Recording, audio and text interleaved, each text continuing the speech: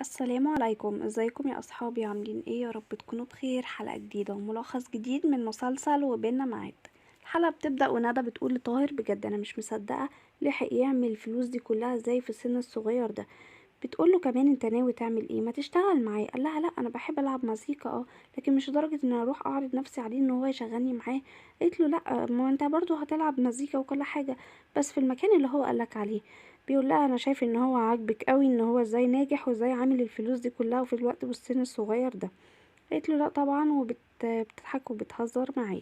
في مشهد تاني بتيجي نادية وبتكون مع البنات وبتقول لهند: بطلي بقى تنسي المفتاح ده تاني. بيقولوا لها: معلش يا مامي، وبعدين انتي هتجيبي نيلي ازاي من المدرسة؟ قالت: خلاص انا هتصل بمامة صاحبتها، هي تبقى تجيبها معاها. وبتتكلم معاهم بمنتهى الهدوء. هما طبعا بيستغربوا، بيقولوا: احنا مش مصدقين ماما هادية كده ازاي. في المشهد ده حسن بيقنع اولاده، بيقول لهم ان هم هيسافروا اسبوع للساحل، كل واحد يفضي نفسه. لكن طاهر بيقول له انه مش عايز يسافر. وهنعمل ايه يا بابا هناك؟ فبيقول له: يعني ايه هنعمل ايه؟ انا من رأيي انت يا مراد كنت عايز ترجع لشغل الشحن تاني، ارجع اشتغل، ما عنديش مشكلة. وانت كمان يا علي، الفلوس اللي كنت عايزها في الصيدلية انا مستعد ان انا اجيبها لك. ودرش بيقول له: طب وانا هتعمل لي ايه يا بابي عشان اجي معاك السفرية دي؟ قال له: هنروح النادي طبعا، والتمرين لابد منه. لكن طاهر الوحيد اللي مش عايز ان هو يسافر. فبيقول لهم حسن: انتوا بقى اللي هتقدروا تقنعوا اخوكم ان هو يعمل كده علشان نسافر كلنا ونتبسط. دي هي اسبوع واحد في السنة. في المشهد دوت بنلاقي ان رمزي بيكلم حسن، وحسن بيقول له: هي اختك كانت مالها؟ اختك عاملة كده ازاي يعني؟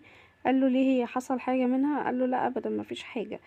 رشدي صاحب المطعم بيجي وبيسأل رمزي وبيقوله: ايه رأيك في الاكل؟ قال له: يعني انا اول مرة اكل الاكل ده، ما انا باكل دايما هنا. في ايه يا رشدي؟ قال له: لا ابدا، بس احنا غيرنا الشيف. وبعدين رشدي بيسأله بيقوله: هو انت صحيح هتخطب شاذة؟ فما بيكونش عنده اي رد، فبيقوله: تاكل كوسة. اما ليلى بتروح للمستر خالد وبتقوله: انا موافقة بس عندي شرط. في المشهد ده اروى بتروح مع مامتها النادي علشان يقابلوا هيثم، واروى بتقول لها: يعني يا ماما ما كانش ينفع غير النادي؟ قالت لها: ايوه، اعرفي الاول هو عايزك في ايه وبعد كده نبقى نختار مكان تاني تقعدوا فيه. قالت لها: يا ماما بس مش هينفع تقعدي معانا على نفس الترابيزه. قالت لها: يا حبيبتي هو ما يعرفنيش اصلا، مش هيعرف انا مين، فانا هقعد بعيد عنكم بس لازم اكون موجوده. فبنتها بتقول لها: ماما بجد انتي قمر كده ازاي؟ اول مره نلاقيكي هاديه بجد. بيتصل بيها وبيقول لها هو موجود. بتروح علشان تقعد تتكلم معاه. في المشهد دوت مراد بيقنع اخوه طاهر انه يسافر معاه وبيقول له: بنت لازم تيجي. قال له: يا ابني اروح ليه شاليه في مكان محدش بيروحه اصلا؟ علشان ايه؟ قال له: معلش بابانا بيبقى مبسوط علشان الذكريات بينه وبين مامتنا، وهو حابب انه يروح المكان ده كل سنة، كلنا هنتجمع هناك. قال له: لا لا، هو انت فاكر ان ابوك كان بيحب امك لجد يعني؟ قال له: بس انت لازم تيجي، ده عمل لي كل حاجة انا عايزها، وكمان لعلي وديشة علشان انت تيجي معانا ونقدر نقنعك دلوقتي.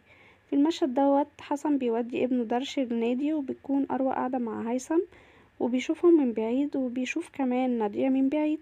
وبيقول لابنه: روح انت على التمرين. واول ما بتلاقيه نادية بتروح هي وبتشاور له، هو بيقعد معاها وبيقول لها: الحقيقة ان كنت خايف اجي اسلم عليكي تسمعيني كلمتين من كلامك اللي ملوش لازمة ده، ودايما بتضايقيني بيه. قالت له: لا لا لا، بالعكس، انا اللي كنت انادي عليك واسلم عليك كمان. بتقول له: انت جاي هنا ليه؟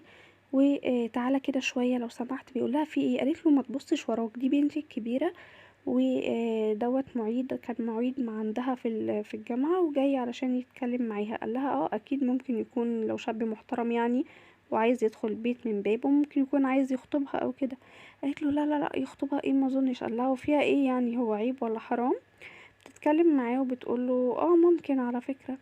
طب وانت كنت جاية اصلا ليه؟ قال لها: انا جاي التمرين بتاع ابني. بيتكلم معاها وبيقول لها: انتي كنتي عاملة كده ازاي؟ قالت له: انا نفسي استغربت انا كنت عاملة كده ازاي امبارح من بعد ما انا الحالة اللي كنت فيها دي وانا وصلت لها مش عارفة ازاي. في المشهد دوت رمزي بيقول لها: تعالي هنا يا شذا، ازاي تقولي ان انا عايزة اخطبك وتحطيني في الموقف ده؟ قالت له: هو انت الطول واحد سخيف وبيتلزق فيا وكل شوية عايز ان هو يرتبط بيا، وانا رافضة فكرة الارتباط وقلت له 100 مرة مكانش قدامي غير ان انا اعمل التمثيليه اللي عملتها دي علشان يبعد عني. قال لها: طب وليه يعني؟ هو كان عمل لك إيه؟ ما تفكري في اللي هو قاله لك. قالت له: عارف، مش مشكله ابدا ان هو يكون بتاع ستات وبصباج اللي بتاع ستات، عارف انه خاين وبتاع ستات. مشكله ان هو طماع، والطماع ده ما بيشوفش نفسه طماع. انا عمري طبعا ما وافق بيه يا رمزي. بيقول لها ليه حطيتيني في الموقف ده؟ قالت له هو انت الطول اصلا ان انت تخطبني؟ وكمان بتقول له انا عايزه افهم حاجه يا رمزي، هو انا ليه طول الوقت بحس اني بحكي لك عن كل مشاكلك وانت بتحكيش عن اي حاجه؟ قال لها لا عادي ما بحكيش. وبعدين بيقرب عليهم رشدي وهي بتمسك ايده بالعافيه وبتقول له بس بقى يا حبيبي، وبيبتدوا يمثلوا ان هما الاتنين حبايب، وبتقول له عارف لو سبت ايدي. وبيكون طبعا هو محروق جدا وبيقول لها شذا انت اتجننتي، ايه اللي انت بتعمليه دوت؟ بيحاول يلف حوالين الترابيزه ورشدي يشوفهم فعلا لو في بينهم علاقه ولا لا. بيقول لها ان هو ماشي وبيقوم وبيسيبها. في المشهد دوت بنلاقي بقى ان نادية بتتكلم مع حسن وبتقوله هو انت يعني مراتك ماتت ازاي؟ قالها مش مهم ماتت ازاي، المهم هي عاشت ازاي، عاشت ونفسها تشوفني ان انا بحبها او ان انا اقول لها كلمة بحبك. عادي انا اتجوزت بنت عمي، وكانت بنت عمي بابايا هو اللي غصب عليا، وابويا في الوقت ده قال لازم ان انت تتجوزها، وكانت بالنسبه لي زيها زي اي حد عادي، واحده عاديه في البيت تنتبه للبيت والاولاد وبس. لحد ما راحت علشان تولد وكانت تعبانه جدا، والدكتور اخدني على جنب يوميها وقال لي ان الحاله حرجه جدا وربنا يستر. في الوقت ده كنت لازم اكون جنبها، انا ما كنتش مقدر ان قد ايه هي بتحبني وقد ايه انا اللي مش مهتم بيها، وانها نفسها تفضل جنبي عشان بس تسمع كلمة بحبك. وبيكون ابنه جه علشان يقوله عمل ايه في التمرين، وبيقوله سلم على طنط نادية، دي مديرة مديرتي في الشغل، لكن هي بتقوله بابي هو احسن مني بكتير، وهو اللي مديري كمان وبيعرف يشتغل احسن مني بكتير. وبيقول لها ده بقى ملحقش يشوف مامته فبيصعب عليها جدا وبتكون بتدمع. وبيقول لها ويوم ما ماتت اول لما دخلت العمليات وكانت تعبانة والدكتور قال ان احنا ممكن ما يشوفهاش تاني ويبقى فيه خطر عليها، انا فضلت جنبها وقلت لها ما تخافيش يا ناهد، انا هفضل جنبك طول العمر، ما تخافيش يا حبيبتي هتقومي بالسلامة. هي بتقوله تعرف انا مش خايفة من حاجة، انا كنت نفسي اكون في الوقت ده كده ويحصل لي الموقف ده من زمان علشان اشوف كل الحب اللي في عينيك ده ليا. وقتها بس عرفت ان انا قد ايه بحبها وما اقدرش اعيش من غيرها، وكنت لازم اهتم بيها من قبل كده كمان. بتكون بقى هي بتدمع وان اندمجت قوي في فكرة القصة المريبة والحزينة اللي هو حكاها. فبتيجي بنتها اروى وبتبقى مستغربة جدا وبتقول لها هو مين ده يا ماما؟ نشوف بقى لما بتروح البيت اروى بتحكي لمامتها هيثم كان عايزها في ايه، وبتقول لها كمان ان هو كان عايز يتكلم معاها وان هو عايز يقابلك يا ماما. قالت لها وفين يعني، هو ما عندوش غير مامته؟ قالت لها هيجي هو ومامته لان هو شغله في دبي كمان هيقعد في دبي. فاختها بتكون فرحانه بتقول ايوه بقى دبي ايه الجمال ده هتعيشي هناك. بعد كده مامتها قالت لها اسكتي خلينا نسمع، طب فين بابا يا حبيبتي؟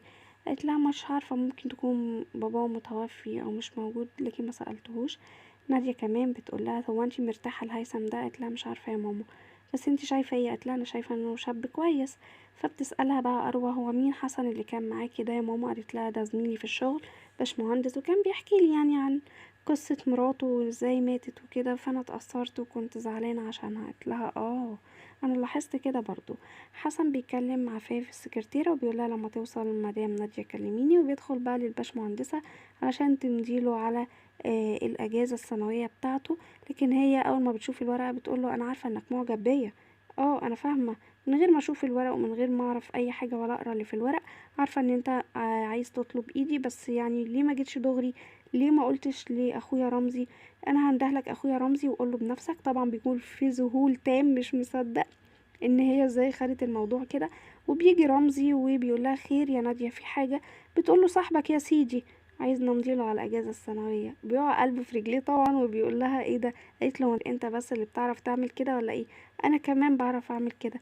بيقول لها انتي كنت عارفة دي ايه؟ قالت له طبعا عارفة ان دي اجازتك السنوية بس ما تتأخرش وما تتأخرش عن اسبوع علشان احنا فعلا المشروع بتاعنا مهم جدا ان احنا نبدأ فيه لانه المشروع اتقبل والمفروض ان احنا نبدأ فيه الاسبوع الجاي.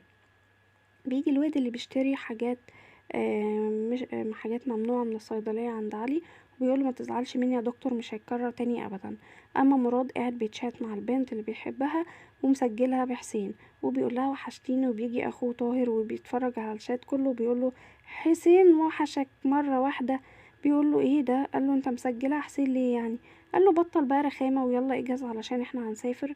قال له لا لا مش مسافر معاك. قال له برضو مش مسافر، انا عرفت ان انت وافقت على فكره وقلت لبابا بنفسك ان انت مسافر.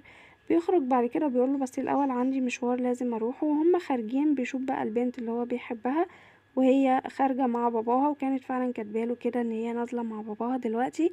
بيقف قدامها كده وبيتسمر لوقت طويل، وهو اول ما بيشوفها طاهر بيعرف ان هي دي البنت حبيبة اخوه مراد.